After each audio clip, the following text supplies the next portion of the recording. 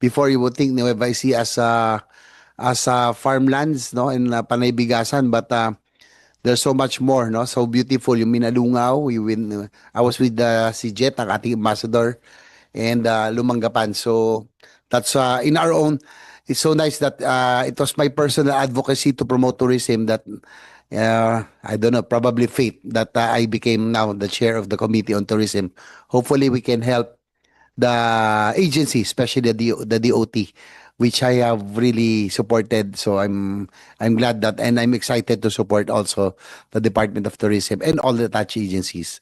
So before I ask our chair, our secretary for the presentation, the chair would like to acknowledge the presence of Senator Rodante Marcoleta, sir. Good morning. Fresh from the Blue Ribbon Committee hearing yesterday. So thank you, sir. Para medyo lumamig naman ang ulo mo. Turismo muna tayo. Painumin muna natin. So thank you, Senator Marcoleta. So I'd like to declare the presence of quorum and um, thank you for joining us today. Sorry, so may I inform the body that the rules of the Senate, the rules of the procedure of governing inquiries in age of legislature provide the protocols to be followed by a committee. Thus, instead of crafting a new set of rules, I would now welcome a motion to simply adopt and subscribe to these rules as the rules of the committee. Sir. I move, Mr. Chair, to adopt the rules of this committee. Since there are no objection, the motion is carried that the committee adopts and subscribes to the provisions of the rules of the Senate and the rules of procedure governing inquiries in aid of legislation. Thank you, sir. So we'd like to, before we proceed to Secretary Frasco for the presentation of the Department of Tourism, Senator Marcoleta, you may want to say a few words. Salamat po sa pagkakataon na makabahagi sa ating meeting ngayon, lalong-lalo na po ang opportunity makita ko ng personal ang mga opisyales na bumubuo ng Department of Tourism kasi napaka-importante naman po ng sektor na inyong ginagalawan. Kung ito po ay talagang maitaguyod natin, isa po ito sa magiging daan para magkaroon lalo ng trabaho ang ating mga kababayan. Kasi kung titingnan po natin yung mga ibang bansa na talagang pinupuntahan ng maraming turista, hindi naman po lingid sa inyong kaalaman na talagang nakakabawi sila doon lamang sa dami ng mga taong bumibisita sa kanila. Sana ganun din po yung mangyari sa atin sa lalong madaling panahon. At sa tulong po ng ating komite na pinamumunan ng ating chairman, palagay ko po ay makakahanap po tayo ng mas marami pang mga paraan kung paano po natin may tataguyod ang direksyon na yun. Salamat po, Mr. Chair. Thank you, Senator Marcoleta. Thank you for joining us this morning. We know that ito pong tourism will be, as I always mentioned, is the low-hanging fruit in our industries. Mukhang ito lang talaga, may chance talaga na talaga makatulong sa atin at the soonest possible time. So we would like to hear from the Department of Tourism for your plans so that we can provide the necessary support. Secretary Frasco, you now have the floor. Magandang umaga sa lahat. Mayong buntag sa tanan. The Honorable Chairman on the Committee on Tourism, Senator J.V. Ejercito, esteemed Senator Rodante Marcoleta, and the members of this committee. Unang-una po, aming inahayag ang aming taus-pusong pasasalamat sa inyong suporta sa turismo ng Pilipinas. Dahil sa hirap ng aming hinaharap, when you speak of budgets for tourism compared to our neighbors in the ASEAN, ay sa pagkakarinig ko po sa inyong mga insights ay nabibigyan po tayo ng pag-asa na baka naman with the right support na babangon din yung turismo ng Pilipinas to the levels that we are expected to deliver. On behalf of the Department of Tourism, I present the mandate, the mission, and the accomplishments of the tourism industry. The 1987 Philippine Constitution recognizes tourism as a vital instrument for national development, directing the state to preserve and promote our culture and our natural heritage while harnessing these assets to advance the common good. This constitutional foundation is both a privilege and a responsibility. Tourism is not simply an optional activity. It is a state mandate tied to our nation's progress. Tourism is not leisure alone. It is nation building. Tourism is one of the most powerful multipliers of opportunity in our economy. Every peso invested in tourism generates jobs, income for communities, and revenues for government. Every tourist arrival means work for a boatman, sales for a vendor, bookings for a homestay, and demand for the work of farmers, craftsmen, and transport providers even. This is why support for tourism is not support for a single industry alone. It is support for millions of Filipino families whose livelihoods highly depend on the success of the tourism industry. It is support for local governments striving to uplift their communities, support for small businesses that form the backbone of our economy. The task of the Department of Tourism is to harness this power, not only to strengthen our global competitiveness, but to ensure that the benefits of tourism are felt by every Filipino in every region, in every corner of our country. That is our responsibility, and that, for the past 3 years, has been our commitment. Our legal foundation is Republic Act 9593, which mandates the Department of Tourism to regulate, promote, and develop the industry in partnership with local governments, the private sector, and our local communities. This mandate is reinforced by our attached agencies. The Tourism Promotions Board positions the Philippines in the global market. The Tourism Infrastructure Enterprise Zone Authority leads investments and infrastructure in tourism. The Philippine Retirement Authority cultivates retirement tourism. The Intramuros Administration safeguards our cultural heritage. And together with the rest of our attached agencies, they ensure that tourism in the Philippines is not only competitive but holistic and sustainable. In 2024, the Department of Tourism was allocated 3.07 billion pesos. We obligated 2.66 billion with an 87% utilization rate. But more important than utilization is impact. With this allocation, we crafted 97 strategies and policies, extended more than 1,700 technical assistance to stakeholders, and provided over 1,000 assistance to local governments to strengthen their tourism programs. We acted promptly on accreditation, knowing the necessity of ensuring that our offerings are up to a global standard, processing 98% of applications on time while maintaining high compliance across accredited enterprises. On the aspect of tourism industry skills, we have trained more than 31,000 tourism workers and capacitated over 4,400 LGU personnel. We supported 320 trade activities, 615 promotional engagements, and 275 product development initiatives, ensuring that our destinations remain competitive globally. For 2026, the budget of the DOT family is reflected as can be seen on the screen. The central office is allocated 3.19 billion pesos. The Intramuros administration is allocated 159 million pesos, lower than the previous year.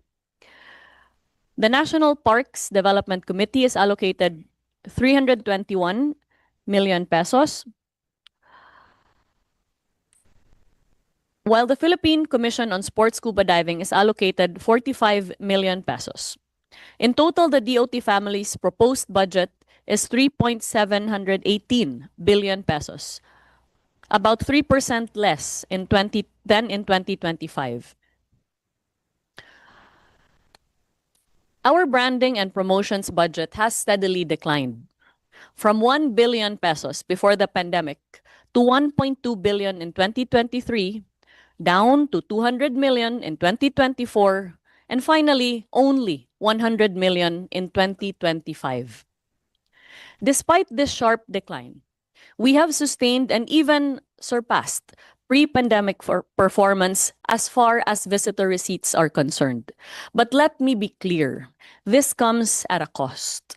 We are operating in one of the most competitive regions in the world, where our ASEAN neighbors invest multi-million dollar fund allocations annually in tourism marketing and promotion.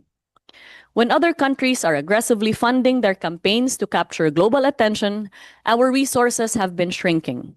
This puts Philippine tourism at a disadvantage at a time when international travelers have more choices than ever before.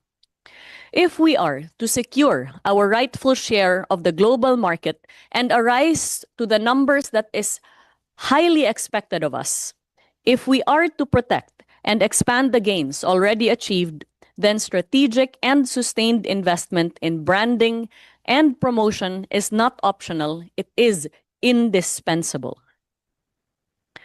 As the trend in arrivals would show, notwithstanding the challenges that the Department of Tourism has faced in terms of budget allocations vis-a-vis its ASEAN neighbors, we have managed to increase tourism arrivals year on year from the time post-pandemic.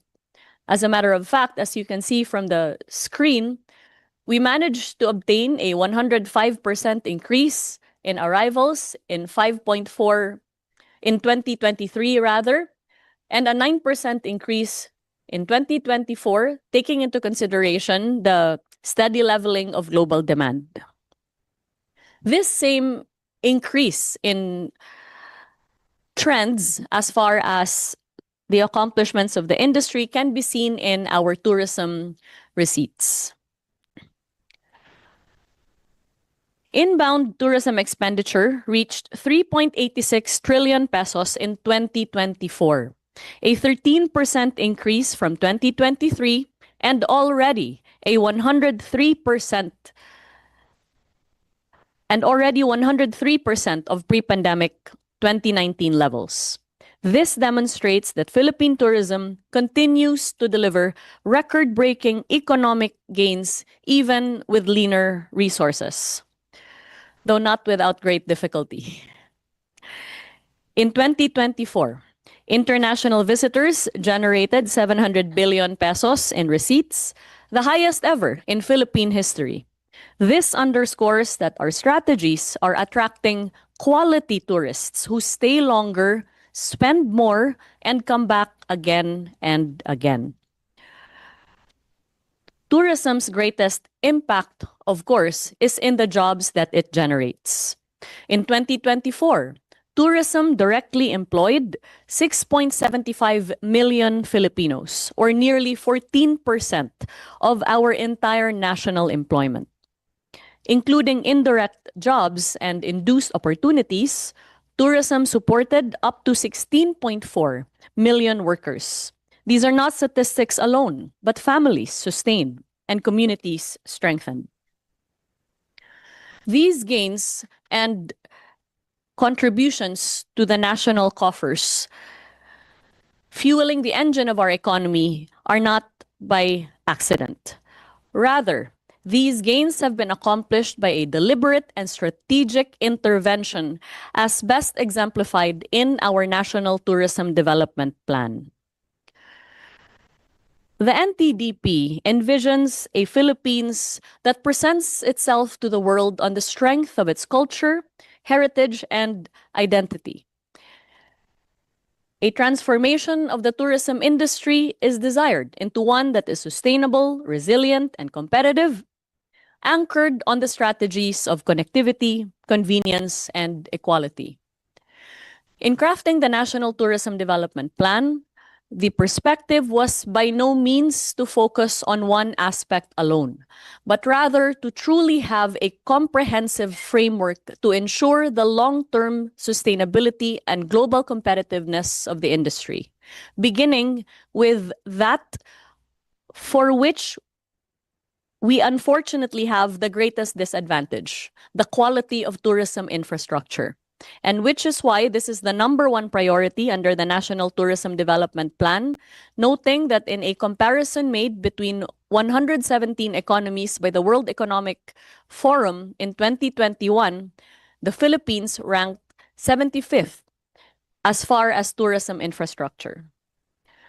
Second, in order to ensure that we are able to compete in a highly competitive market among ASEAN neighbors that enjoy international land borders, we have focused on increasing the connectivity of the Philippines from international destinations across the globe, even as we have worked to ensure that domestic connectivity continues to thrive.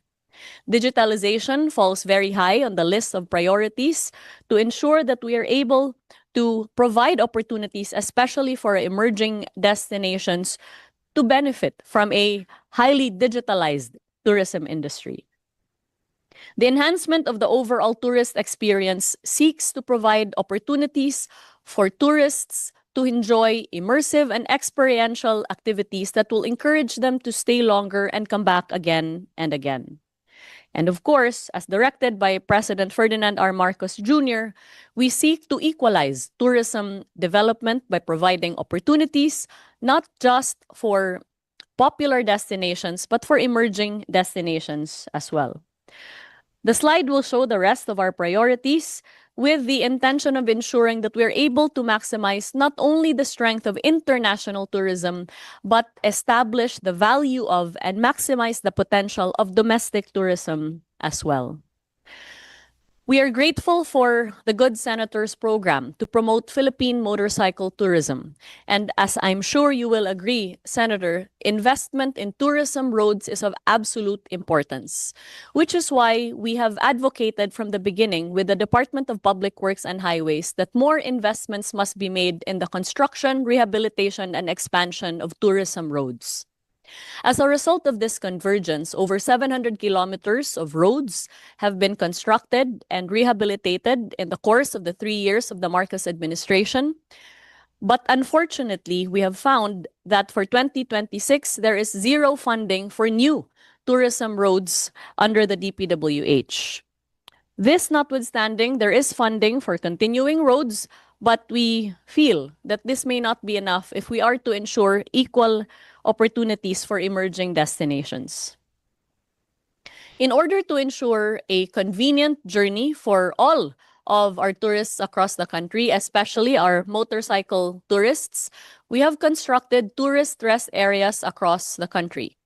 I can see from your video, Senator, that you had visited Pagudpud in Ilocos Norte, and perhaps you had the opportunity to visit our tourist rest area, which we inaugurated with the President. These tourist rest areas provide convenient amenities for our tourists, such as clean restrooms with showers, a pasalubong center that provides opportunities for our local sellers to sell their pasalubongs, as well as an information center, charging stations, lactating room, and PWD facilities.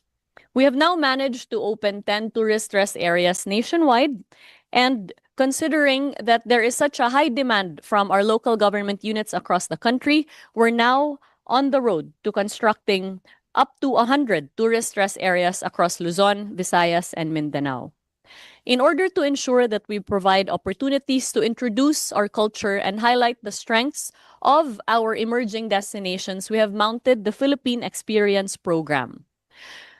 We have managed to complete 12 Philippine Experience caravans across the country, where we provide opportunities. We have provided opportunities to 32 provinces, 51 cities, and 51 municipalities to highlight the strength of their culture, their heritage, their festivals, as well as their gastronomy.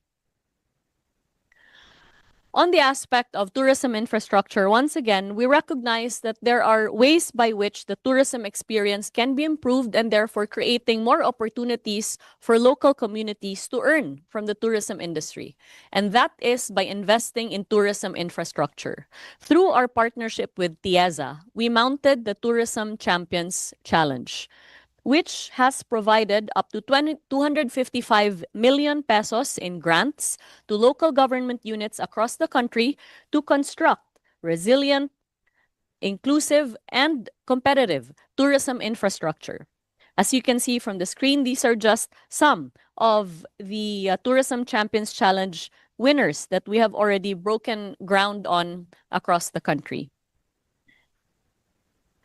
We recognize that Muslim-friendly and halal tourism is one of the fastest-growing segments in the world, and therefore we have worked to ensure that the Philippines' competitiveness as a Muslim-friendly and halal destination increases. Through these efforts, the Philippines has been recognized by the Global Muslim Tourism Index to be a rising Muslim-friendly destination, climbing up 4 places from 12 to 8 as far as our competitiveness. We recognize that there are opportunities for our destinations to anchor tourism experiences upon the diversity of our gastronomic offerings. And therefore, the Department of Tourism has elevated the Philippines' profile in global gastronomy through strategic programs such as the Philippine Experience, as mentioned, the Philippine Experience, and the hosting of prestigious global events that bring the world's attention to our shores. This includes the United Nations Tourism Regional Gastronomy Forum for Asia and the Pacific, the forthcoming Terra Madre Asia Pacific, which will be held in Bacolod, as well as the arrival of the Michelin Guide to the Philippines. We recognize that the best asset of Philippine tourism are no other than the Filipino people. Our hospitality is known all over the world, and we continue to institutionalize that world-class hospitality while maintaining the authenticity of Filipino service by way of the Filipino brand of service excellence. We have managed to train over 330,000 workers in the past 3 years, beginning from a baseline of a little over 10,000 in 2022. So anytime you go across the country and encounter a tourism worker that puts their hand to their heart and says, "Mabuhay," that person has been trained in the Filipino brand of service excellence. We have recognized the need to ensure that our cities compete with global destinations worldwide, and the provision of convenient amenities in this regards is of absolute importance, which is why we have launched the Philippines Hop-on, Hop-off bus tours, which now covers the jurisdictions of Makati, Manila, Pasay, Parañaque, and soon we are launching our transit tours to provide opportunities for transiting passengers to get to know the heart of Metro Manila within a few hours. Dive tourism is one of the most dependable products for the country, with the Philippines consistently being awarded as the world's leading dive destination. And that is why we're investing through TIEZA on the safety of our divers by constructing hyperbaric chambers across popular dive destinations, including Oriental Mindoro, Coron in Palawan, Boracay, Cebu, Negros Oriental, as well as Camiguin. As we have sought to strengthen the foundation of Philippine tourism on the ground, we have also sought to fortify our relationships worldwide. With that, we have inked partnerships with Bahrain, Brunei, Korea, India, Japan, Thailand, Qatar, boosting the Philippines' connectivity, investments, and cultural exchange through tourism.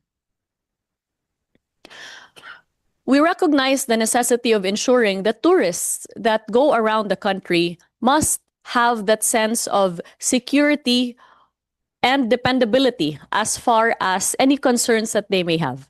And so for the very first time, our country now has its very own tourist assistance call center, a number that you can call 151 tour or 8687 that will 8687 that will cater to any concerns that tourists may have. And this call center now has Korean and Mandarin speaking agents. The Department of Tourism has generated over 3.9 billion together with the Tourism Promotions Board in terms of sales leads through international expos like the Arabian Travel Market in Dubai, ITB Berlin, and World Travel Mart in London. These global engagements are fueling investor confidence, boosting tourist arrivals, and positioning the Philippines as a top-tier travel destination. We recognize the necessity of ensuring that information about the Philippines is readily available. And that is why, through the Tourism Promotions Board, we have enhanced the Travel Philippines mobile application. It's now been downloaded over 95,000 times. And if you open the app, then you will have an opportunity to get to know our regions, provinces, cities, and municipalities, as well as the experiences that one can have in the country. And it also features the accredited tourism enterprises partnering with the Department of Tourism. Can we please reflect the slide? In addition to this, sports tourism is fast arising as one of the most profitable segments of tourism worldwide. With that, we have teamed up with national sports bodies as well as global partners to stage world-class competitions in the country. These include the highly successful FIVB, or rather, the highly successful basketball championships that were recently held, as well as the forthcoming FIVB Men's Volleyball World Championship and FIFA Women's Futsal World Cup, as well as the launching at the end of this month of the Philippine Golf Experience. Through the Tourism Promotions Board, we continue to support motorcycle tourism, exemplified no less than our ambassador, foremost ambassador for Philippine motorcycle tourism, Senator Ejercito, by expanding motorcycle tourism circuits nationwide and organizing promotional rides to highlight scenic routes, cultural attractions, and sustainable tourism practices.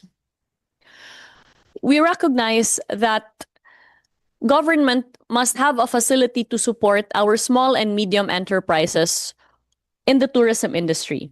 And that is why, together with the Department of Trade and Industry, we have launched the Turismo Ascenso loan programs, which provide up to 20 million pesos in loans with very attractive and competitive interest rates, and are even able to provide non-collateral loans depending on the amount that is being loaned. We have also sought to ensure that the Philippines continues to position itself as a hub for global events, recognizing that meetings, incentives, conferences, and exhibitions provide wonderful opportunities for high-yield tourists. With that, we hosted the UN tourism events in Cebu last year. We supported the GolfCon event, as well as launched the Philippine Dive Experience, and we are eager to work with the national government in hosting the ASEAN in 2026. As we promote the highlights of our destinations, so too must we ensure that we take care of our people, which is why we have partnered with the Department of Migrant Workers that provides capacity building and skills training for returning OFWs who may wish to have livelihood in the tourism sector. We provide them with trainings as well as capital in partnership with the DMW. In addition to this, we have sought to ensure that we are able to provide social protections for tourism workers that continue to serve the industry, which is why we have partnered with the Department of Social Welfare and Development under the Bayanihan sa Bukas na May Pag-asa sa Turismo program, where in the event of a calamity, we're able to come in to provide financial assistance through the DSWD and also provide sustainable livelihood training so that affected tourism workers may continue to earn from the tourism industry. The Department of Tourism is continuing to invest in emerging and long-standing products that showcase our unique Filipino identity, including gastronomy, wellness, golf, film, MICE, and of course, leisure, dive, surf, cruise, heritage, and many other aspects. Under the Love the Philippines campaign, these products present a multi-sensory invitation to explore our country, continuing to make tourism a driver of economic growth. To secure the future of tourism, we are advancing, or rather advocating, for priority measures which we hope can merit legislative assistance, such as a tourism infrastructure fund that takes funding for tourism beyond the ambit of our current convergence with the DPWH, a more liberal visa policy for the Philippines to increase the competitiveness of the country vis-a-vis our ASEAN neighbors, an act strengthening the Philippine halal tourism in the country, revisions to Republic Act number 9593, an act creating a tourism quick response fund in case of instances where tourism workers are affected by emergencies or calamities. For surely these measures will keep Philippine tourism competitive, inclusive, and sustainable. Mr. Chair, and the honorable members of this committee, the story of Philippine tourism is one of resilience, resourcefulness, and resolve. Even with declining branding budgets, we have delivered record receipts, historic employment, and rising global recognition. But we cannot ignore reality. We are competing in an ASEAN region where our neighbors invest billions in tourism promotions every year, while our own branding resources have been reduced to a fraction of what they once were. Without sustained and strategic investment, we risk losing the momentum we have worked so hard to build. Every peso invested in tourism multiplies into jobs, enterprises, and revenues for government.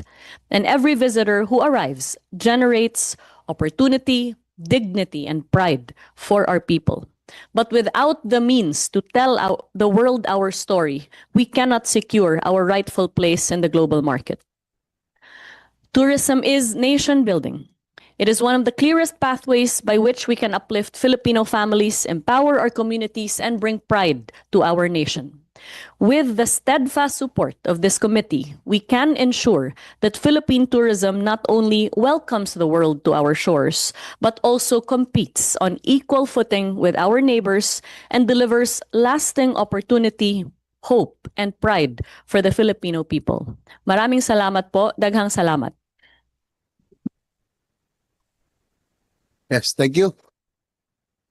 Thank you, Secretary Frasco, for that very extensive presentation of the Department of Tourism's programs, including its attached agencies, and also at least given the Senator Marcoleta and I have been conferring, no, and we're very much concerned about the promotions budget, the meager promotions budget that you have. It shrunk to about 100 million for 2025.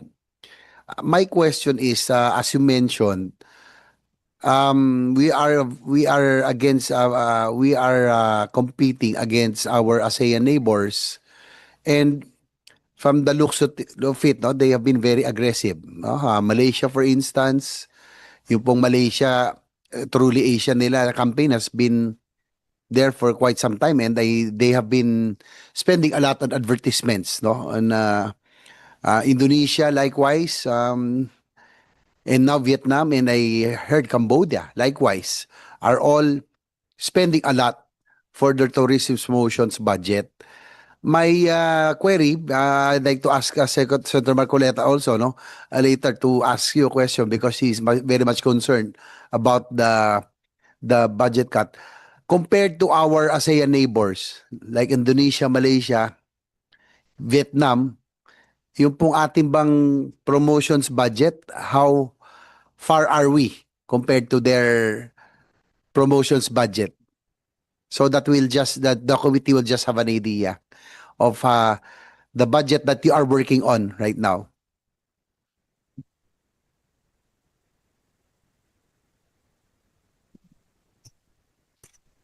It's 11.2 million. Ba't ang liit? Ba't ang liit? It's in...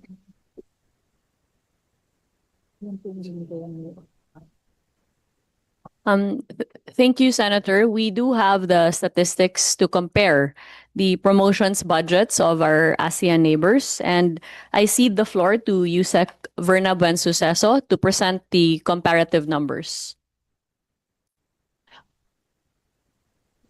Mali.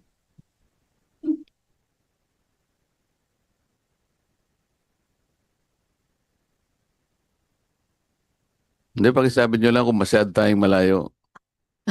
Malayong malayo po, Senator. Salamat po. Kasi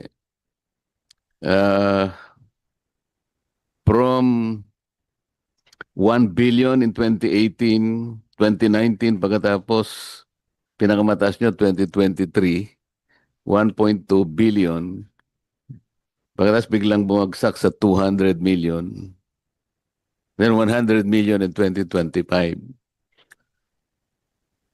Fortunately, sa NEP, nakikita namin parang itataas nila sa 450 something million. Paano kayo makakalaban nito, madam? Kasi parang sa digmaan lang ito eh. If you are not complete with ammunition, how do you think you are able to survive the battle we call tourism? We have nothing but a plastic bullet, Senator, That's not good enough, Madam Secretary. which is why it is also of grave concern to us that Nagtataka lang kasi budget ako, has been reduced. kasi 2025, wala pa ba si former Congresswoman Migs sa iyo noong 2025?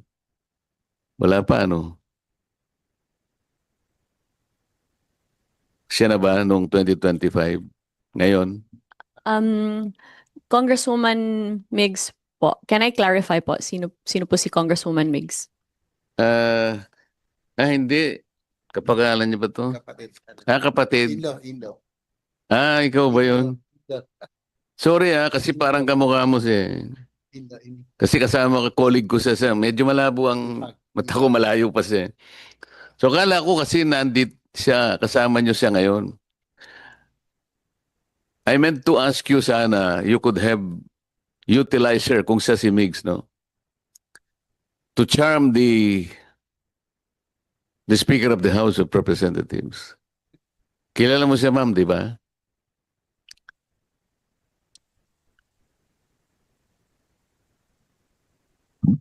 Hi, Sen, Mr. Chair. Yes. No, ako si Marga Nograles. I'm the Chief Operating Officer of the Tourism. Kayo po yung butihing wife ng aking kaibigan, Caro Nograles.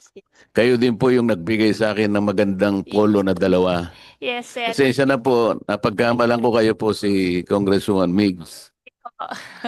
Pero kahit na ganoon, kasi si Kong Carlo tsaka si Congresswoman Migs, magkakamag-anak naman kayo. Bakit hindi nagamit ni Secretary para i-charm si Speaker Martin Romualdez? Para sana itong hindi naman 100 million. Ang layo naman ito. It's less than 10% of your original appropriation para sa promotion. Promotion pa naman ito eh. Paano nyo namang ipopromote naman ang industry? Wala bang explanation from 1.2 billion, ganoon 200, pagkatapos 100 million? What was the explanation, madam? Kasi pwedeng i-reverse ni chairman ito eh. Pwede niyang ibalik sa 1.2 billion eh. Mr. Chair, ano? As long as you are able to justify.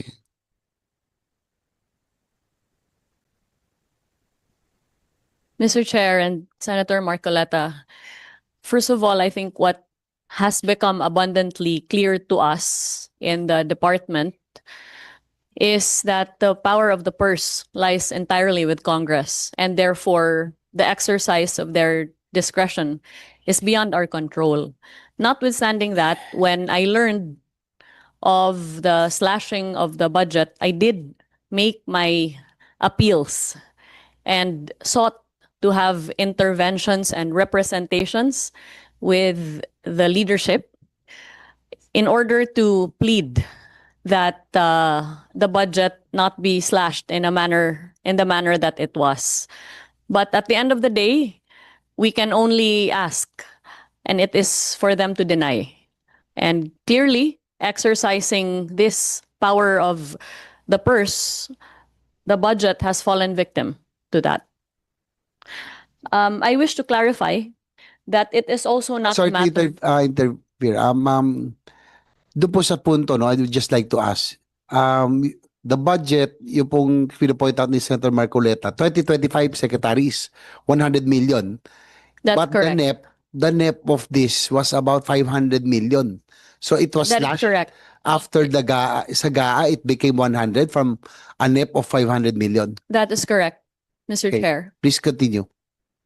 Pero, Mr. Chair, alam mo, na-politika lamang ito. Alam ko naman dahil sa...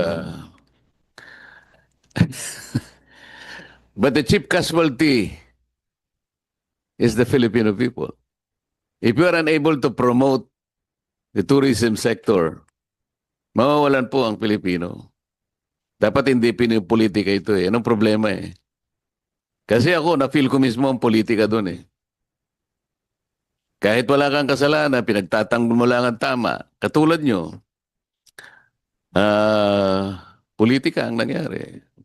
How else will you be able to explain this? 100 million from 1.2 billion. Alam naman nila kung anong epekto nito You will not be able to pursue anything good here. Promotion po ito Nakikipaglaban po tayo. Ang gaganda po nung tourism packages ng ating, wag na tayong lumayo sa malalayo pa, like Dubai or what. Dito lang sa Malaysia, sa Thailand, sa Vietnam, kung wala po tayong sapat na perang gagamitin para lumaban tayo, you're merely spinning wheels. So, Mr. Chair, siguro nasa balikat mo ngayon na ibalik natin ito. Siguro. Kung gusto po rin nyo. Salamat po, Mr. Chair. Inahan po ko naman ako na lang ang Thank you, Senator Marcoleta.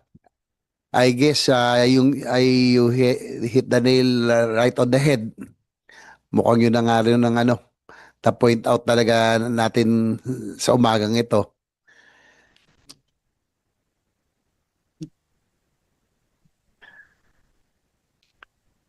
So again, for the record, Madam Secretary, yung budget of 2025 from 500 million, the NEP, it was slashed to 100 million. I wanted to find out yung 2024 if it's the same. 500 also. And then it was slashed to 200 million. So now, yung NEP natin is about 500 million. We're still awaiting for the HGAB, no? After the budget deliberations. But at least now you will have, be rest assured that you will have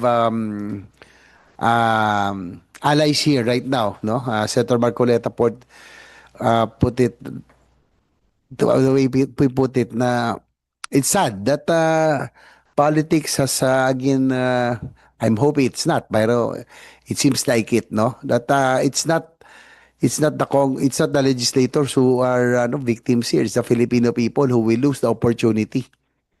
And I don't think we can really compete with 100 million compared to our ASEAN neighbors budget. Yung pong na-point out nyo, no? Talagang, as you mentioned, malayong-malayo. I was able to see earlier, no? Can you flash it on the screen? Yan po. That's how much, if you could compare to our neighbors, yun po siguro, Malaysia na lang, Vietnam, ano pa ba iba? Thailand, and how far are we? Para so that the committee will just be on record. We will have an idea as to what kind of budget the Department of Tourism is working on right now.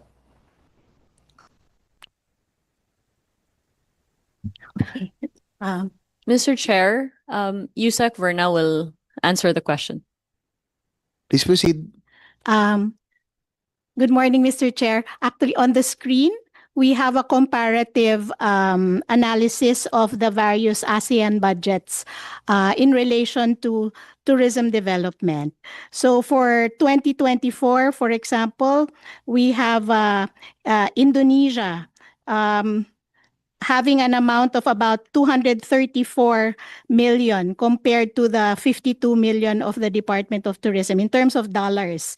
For Thailand, it's 168 million dollars. For Malaysia, it's 262 million dollars. For Vietnam, it's 148 million dollars, and Singapore is 431 million dollars, the biggest budget among the ASEAN countries. So it's really very, very far and very big compared to the budget that has been allocated to the Department of Tourism. Yung po Cambodia, I think Cambodia is also getting a lot of arrivals. Are they spending so much also?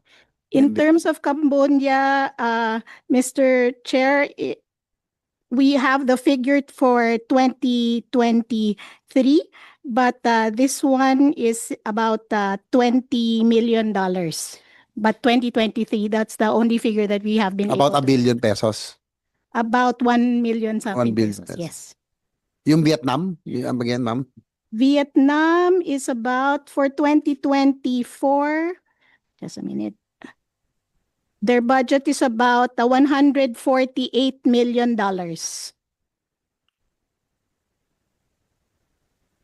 So in peso, that's how much compared to us? That's to ours? about 8.4 billion. 8.4 billion. So they're spending 8.4 billion to compare to our 100 million. Ganun ba yung difference? Yes, Mr. Chair. 2024. Still a big difference, huh? Anyway, probably budget season is coming up soon. Probably if you can have another presentation, having a matrix comparison, maganda ito makita nila. It will be nice that if you can present this so that we'll have the other senators will have a better appreciation of the comparison to the promotions budget that we have in terms of pesos also, para lang makita natin in terms of dollars and pesos. So that, we'll have an idea on the kind of budget that you're working on, and in spite of that, at least we're still able to perform, by trying to be innovative, I guess, by making do with what you have, the meager resources, also, what are the challenges aside from the promotions budget? Steadily, it was 500 million in the NEP for the past 3 years, but it has been cut for the past 2 years. But be rest assured that we'll make sure that it will not happen again. We'll do our best, because it's not the legislators, it's not the secretary who will suffer because of this cut. Sana nga hindi tama yung analysis po ni Senator Marcoleta. It's you're a victim of politics. I hope not, But if it is indeed it is, it's not you who will suffer. It's not the department. It's the whole industry. As I mentioned earlier, this is the low-hanging fruit that we have already. We cannot compete in terms of other industries anymore, manufacturing and others. So, ito tourism na lang ay natin Tapos magiging biktima pa ng politika, nakakaawa naman, lahat tayo napupolitika. In the same way that we will ask later on, there still have lots of challenges. Of course, one is your budget for promotions. And next will be tourism infrastructure, as you mentioned. Probably that's next. I am a witness, and I agree with you, Secretary, that it is indeed a challenge. It's very important, really, to give infrastructure, to make sure that the infrastructure is there and make it more convenient for tourists. So to move around the country, no? Na I have seen a lot of our hidden treasures, yung mga potential tourism areas. And I'm a witness na talagang medyo kulang pa tayo sa infra. That's why before when I was just a member of this committee, I remember I asked RTS head GM Mark Lapid kung ano po yung mga probably later on you can brief us kasi nangyayari nun everybody just like the flood control budget kasi 350 billion po yung budget na yon, everybody wants a piece of that pie. Even though yung pong tourism or even though yung flood prone provinces are already yun po kahapon already identified, but yung project hindi there's a mismatch, so everybody wants a piece of that pie. Mukhang na politika rin to kasi I think also everybody wants a piece of the pie of the TIESA. Dapat I think if you can brief us later on kung I think the secretary was able to mention yung po mga tourism centers that are ongoing. So yun po. So tourism infrastructure, roads and others, we have to coordinate with the DPWH on this. Let us know kung ano po yung inyo pong mga priority infra so that we can help being Vice Chair of the Committee on Finance in the upcoming budget. Doon po sa infra, Sec, do you have any list of the infrastructures that you would want to help prioritize with the Department of Public Works? Senator, first of all, I wish to thank you for understanding the predicament that we have been facing in the Department of Tourism. Our hands have been tied for quite some time, but we have sought to fight as hard as we can for the success of Philippine tourism. I agree that politics should have no place in tourism, for tourism should transcend all of that, and it is, after all, our common ground. In terms of the challenges that the country faces as far as tourism infrastructure, we have found the need to invest in tourism roads. And that is why, since 2022, our advocacy with the Department of Public Works and Highways has been to spend more on not just continuing tourism roads, but new tourism roads. While it has had some success, in a sense that there was funding allocated for new tourism roads a couple of years back, unfortunately for 2026, there is zero funding for new tourism roads. In fact, the only funding that remains for tourism roads is on continuing roads. That is not to say that we have not submitted our list of priorities. We have. And in fact, judging by our experience where our submissions are still subject to the discretion and list of prioritization of DPWH, we have also advocated for the funding to be placed under the Department of Tourism. So in the same way that funding for health facilities are with the DOH, funding for classrooms are with the DepEd, funding for farm-to-market roads are with the DA, but all downloaded and executed by the DPWH, the idea that we presented was that funding for tourism roads be lodged under DOT, considering that it is our regional offices that possess the data as far as the projections on demand and current demand that would ensure an enhanced tourism experience. That being said, we submitted our priority list to the DPWH. We also submitted the same to the DBM. But there is, as of yet, zero funding that is allocated for new tourism roads. So we're hopeful that since you are an advocate for the improvement of tourism roads, that this can somehow be addressed. We feel that investments in bridges is also important. And equally important is investment in airport infrastructure as well as seaport infrastructure. And we have already submitted our list of priority airports and seaports to the DOTR.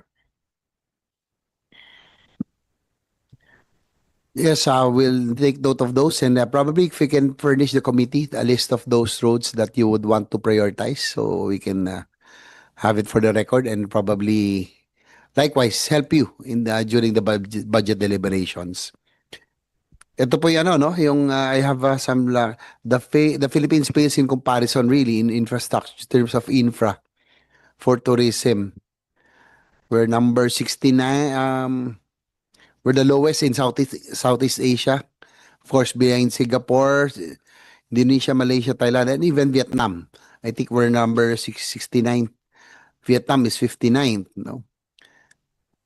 So, if you can give us the copies of your proposed road infrastructure. And I agree pong ano yung airport has a lot of ano improvement that that needs to be done. Of course, it's the first and last impression of every tourist that comes here. Not only tourists, but also potential investors, no? But of course, we have to give time, but they have to rush, no? That the new NAIA management, the new private entity is now trying to make improvements. So I may just ask if there are any specific ongoing coordination between the DOTR, the MIA, and also the DOT to make the passenger experience better right away. What are is there any ano now that is there any coordination between DOTR and DOT and the MIA, the new MIA management? First of all, Mr. Chair, we signed a memorandum of agreement with the DOTR for purposes of tourism infrastructure convergence as it pertains to air, land, and sea transport. And the result of that has been the prioritization by the DOTR of the list of improved, or rather the list of airports and seaports for which we seek improvement. I think the most recent demonstration of this is the expansion of the Siargao Airport, which Secretary Vince Dizon and I inspected last week. And forthcoming, of course, is our support for the privatization of our regional gateways that include Bohol, Laguindingan, forthcoming for Bicol, hopefully Iloilo, and we're hopeful as well for Puerto Princesa. That being said, we have had ongoing coordination with NNIC, the private proponent that is now operating the airport. And our interventions include, first, the training of frontline personnel in the Filipino brand of service excellence. Second, and as a result of our walkthrough with DOTR and NNIC, the DOT will provide interventions as far as the improvement of the food offerings in the airport, as NNIC is putting up a new food court in the area. Third, in terms of branding and promotions, we're also partnering to be able to provide collateral materials for marketing purposes in the airport.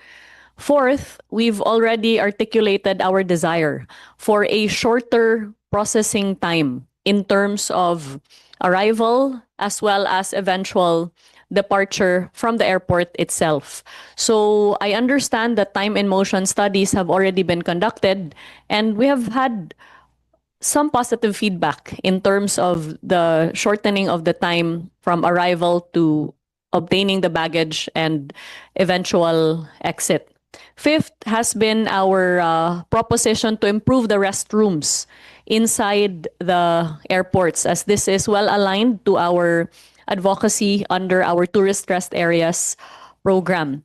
Sixth and finally, we're also working with them and together with the DOTR through our routes development team to ensure that connectivity to the airport continues to expand. And we have seen such expansion with the recent launch of the Paris to Manila flight, a first in several decades, the launch of the Vancouver to Canada flight through Air Canada, as well as the forthcoming launch of the direct flights from Delhi to Manila. I'm hoping to see that those improvements, especially with the airport na iya, no? The other a lot of airports have had considerable improvement. For Cebu, compared to NAIA right now, Cebu's terminal is really much better. Hopefully, NAIA will improve very soon, no? And I think we can um, also try to use yung Clark, more of yung Clark is a very nice airport, one of the most beautiful, I think. Those are other alternatives to NAIA, no, that we can also tap.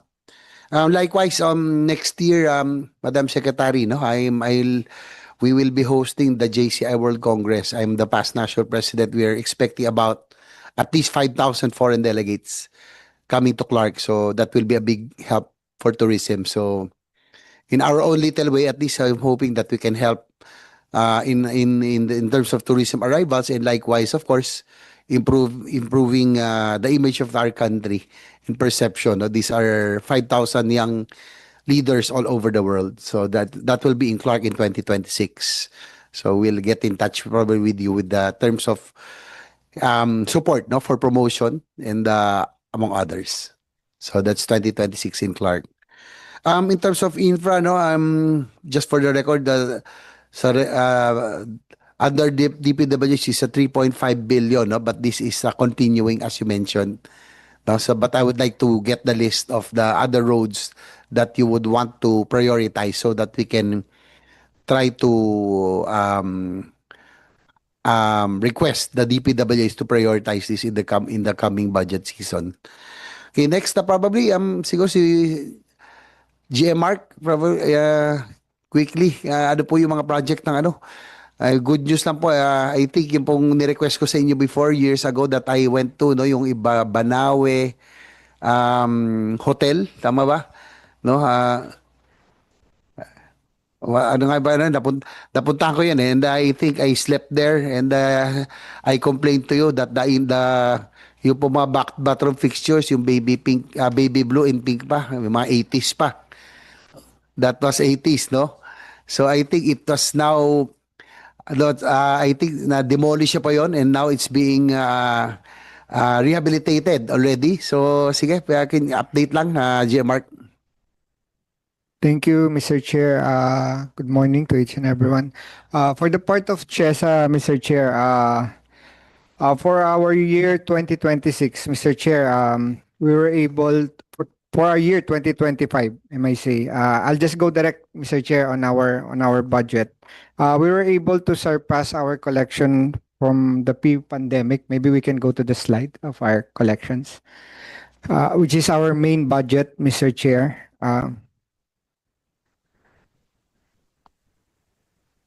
So our pre-pandemic figure on 2019, the agency was able to collect around 7.131890 billion in 2019, but due to pandemic, the financial collection of CHESA went down to in 2020 to 836 million, going to 2021 to 331 million, and then as of 2024, Mr. Chair, we were able to surpass already our pre-pandemic figure. We were able to collect 7.858 billion already. So we're hoping for 2025, Mr. Chair, it will continue.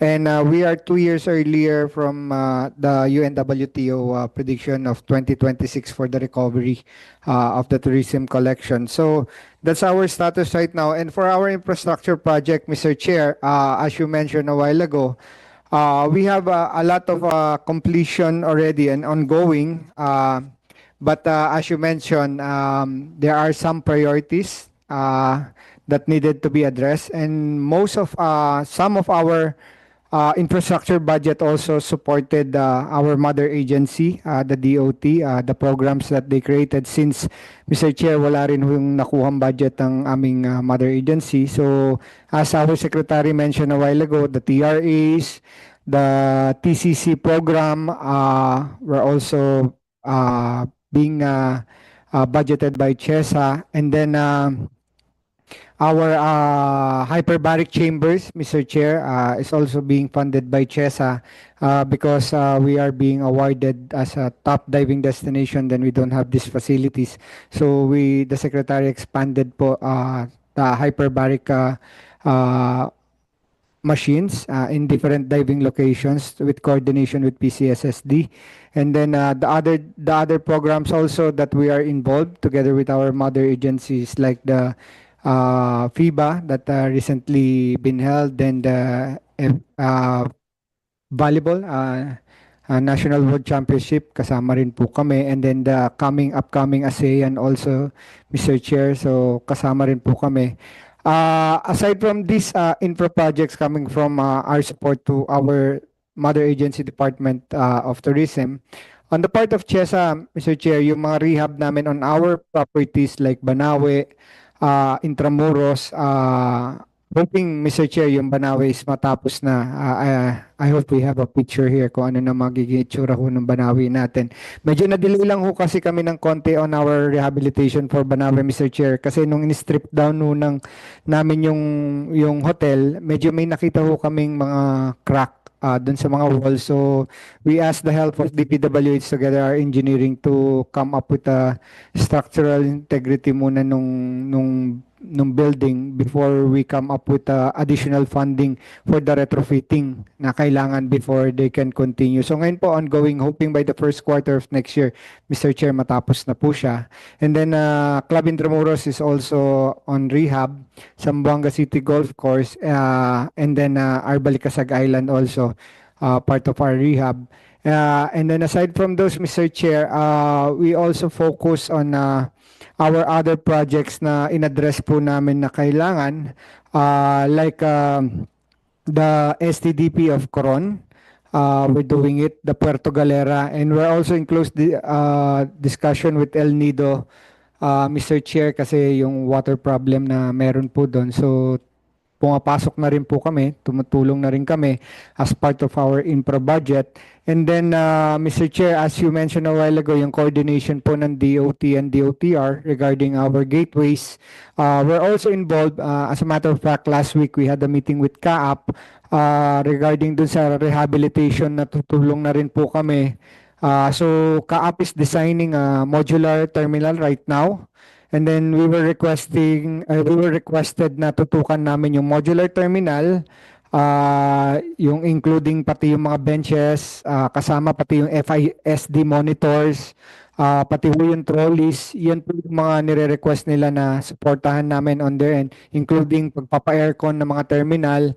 And on part of the Department of Tourism, the DOT or the regional offices kung saan po yung ma-identify ng mga terminals will also be in charge of the interior decoration of each terminal, depende po kung saan yung location. So yun po yung aming status right now, Mr. Chair. And of course, aside from our backlog, Mr. Chair, we have a 8 billion backlog due to the money that was taken from us during the Bayanihan COVID. It was used as a Bayanihan Hilas 1 Act. 12 billion po yun. So paunti-unti nakaka-recover kami. Hindi ho kasi natanggal lahat sa listahan yun. Ongoing pa rin, continuous. And to be honest, Mr. Chair, hindi pa ho kasama doon yung mga request sa amin na pakonti-konti po ini-implement din namin. But you are correct, Mr. Chair. It's just we're just trying to prioritize some of the high impacts na pwede naming magawa at matapos. But of course, without disregarding all these requests, to be honest, Mr. Chair, doon sa dami ng sinabi ko, 2 billion lang ho yung budget namin for infrastructure. Kasi yung 7 billion na binanggit ko pong collection kanina, 50% lang po ang napupunta sa amin doon. 40% goes to CHED, and then 10% goes to NCCA. And then, aside from the 50%, Mr. Chair, kami rin ang may shoulder nung admin cost sa pagkolekta. So, but given that said, Mr. Chair, na i-implement namin kahit papaano, so we just have to negotiate our with the proponents kung 100 million yung inihingi sa amin, eh baka pwedeng 10 million na lang muna po yung maibigay namin kasi otherwise kung pagbigyan namin lahat ng 100 million, hindi ho namin magagawa yung mga importanteng proyekto na kailangan. So yun po yung nasa sitwasyon namin ngayon, Mr. Chair, but we're glad and happy to inform you, Mr. Chair, na from the pre-pandemic collection na kamukha ng mother agency rin namin, humingi rin ho kami ng financial support during that time dahil wala ho kaming collection na nakukuha.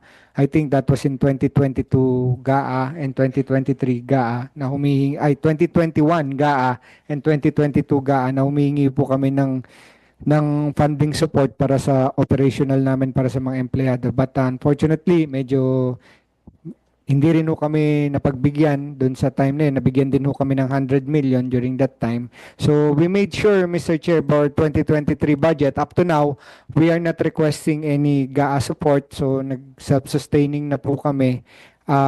So yun po, Mr. Chair, ang aming sitwasyon right now. And hoping dun po sa road connectivity, Mr. Chair, is talagang ma-address kasi hindi ho namin kasi siya mapasukan on our end on the road connectivity because magkakaroon ho kasi ng redundancy with the program, on the TRIPSI program with DPWH, Mr. Chair. Thank you, GM Mark Lapid. Yung po Mount Data sa inyo rin yun, no? That has been on this Yes, sir. already. Na-renovate na rin po yun. Renovated also. Open po siya. And then meron po kaming ongoing na PPP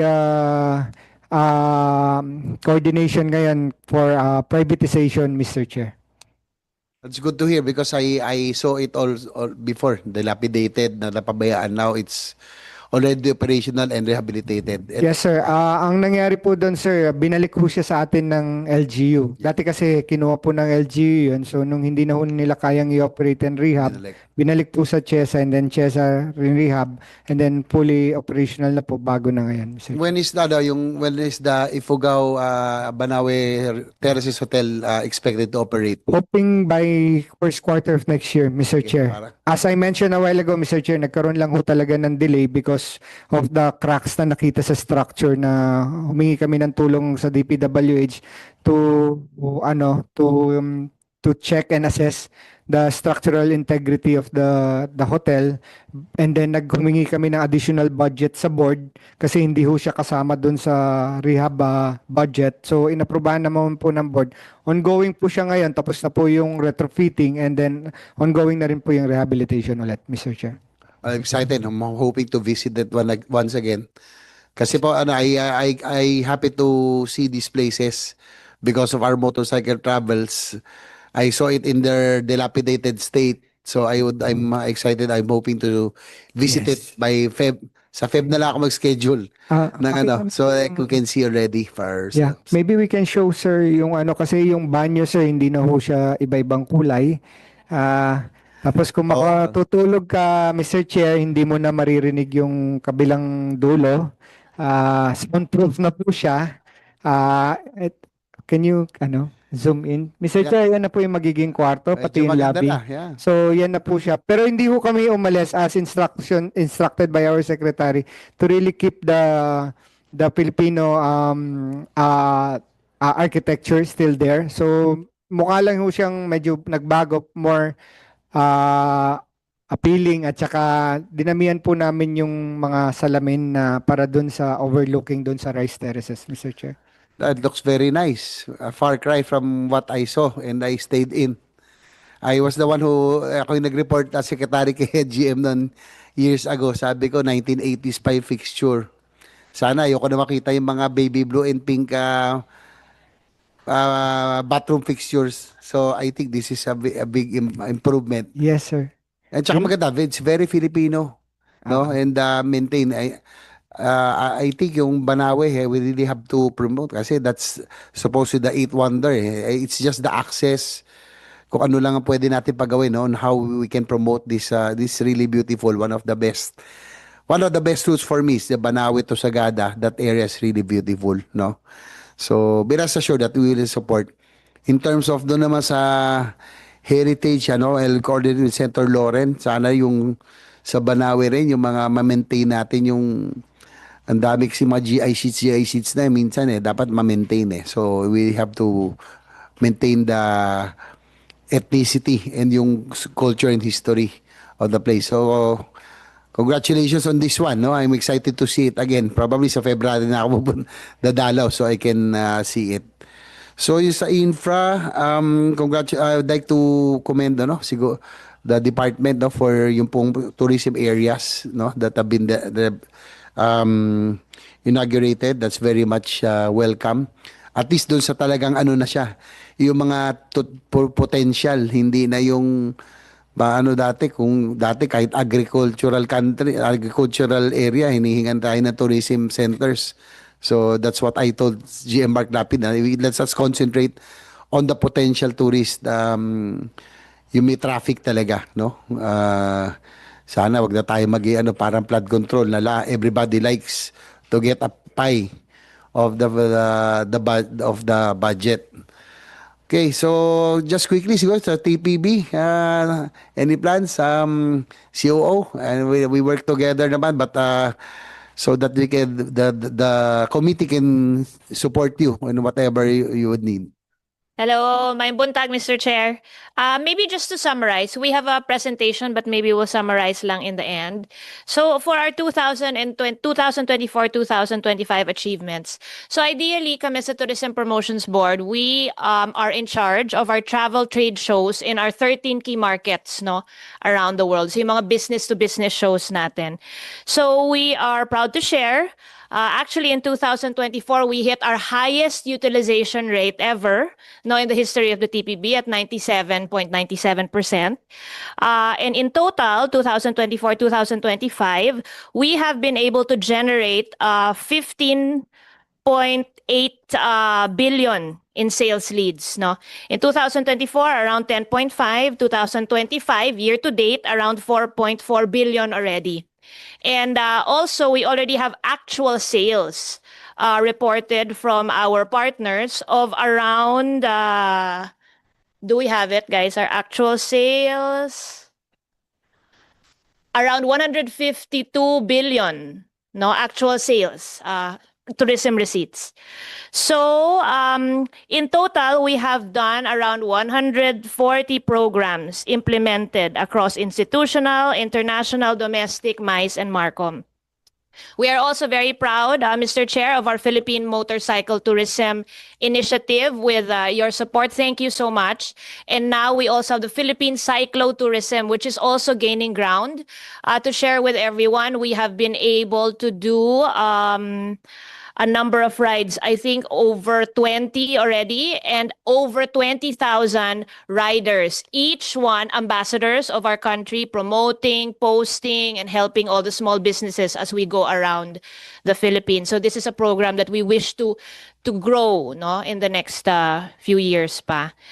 We also have hit over 1.6 billion already in media mileage sa World Expo Osaka.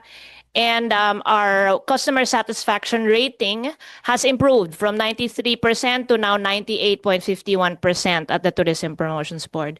So, Sen, we are focused really following the direction of our President and our Secretary to expand experiential tourism, from dive, culture, heritage, halal, ecotourism, as we do our shows around the world. And we are also to strengthen international market presence from our 2026 budget with over around 80 global events in 2026. We will also empower local tourism stakeholders through our regional business-to-business travel fairs and through our PMT and our Philippine Cyclo-Tourism. And we will enhance digital platforms and marketing communications and sustain environmental and gender-responsive programs. So our budget for 2026, Mr. Chair, is 1.448 billion. Yun lang ho, Mr. Chair.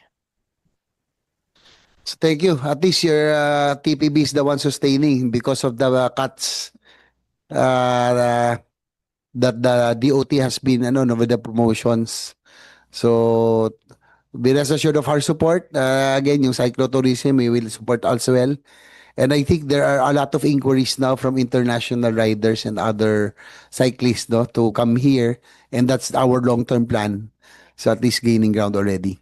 So thank you, COO Marga. Um, Likewise, I always wear your kaayo. Thank you for promoting your Philippine made. Proudly Mindanao. Modern Mindanao. Um, Last siguro yung Intramuros administration, there was a big, ano yung, why was there a big, what's the reason for the big budget cut sa, in your agency? I believe, Mr. Chair, that it was because the budget that was initially given to us under the GAA of 2025 came from congressional insertions. So under the DBM rules, we have to secure the issuance of a special allotment release order. Unfortunately, the SARO was not yet issued to us during the time of the deliberation for the proposed budget in 2026. And therefore, majority of our programs, including our tourism promotions program and the museum operations program, were not incorporated in the national expenditure program. Hence the variance of around 139 million pesos.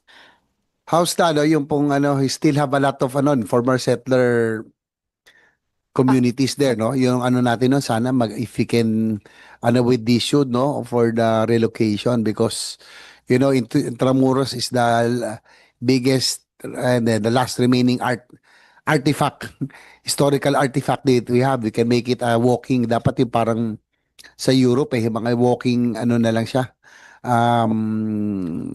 tourism sites, historical and tourism sites, no? So, for the record, ilan pa ho ang doon, yung mga communities, former settler?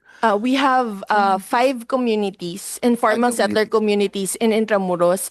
But Your Honor, How we many have families? around 1,530 families based on the profiling that we have done. Out of the 1,530 families, we have already identified 470 beneficiaries under a relocation program, which is entitled the Simple Program. And we have already completed the relocation of around 147 families already.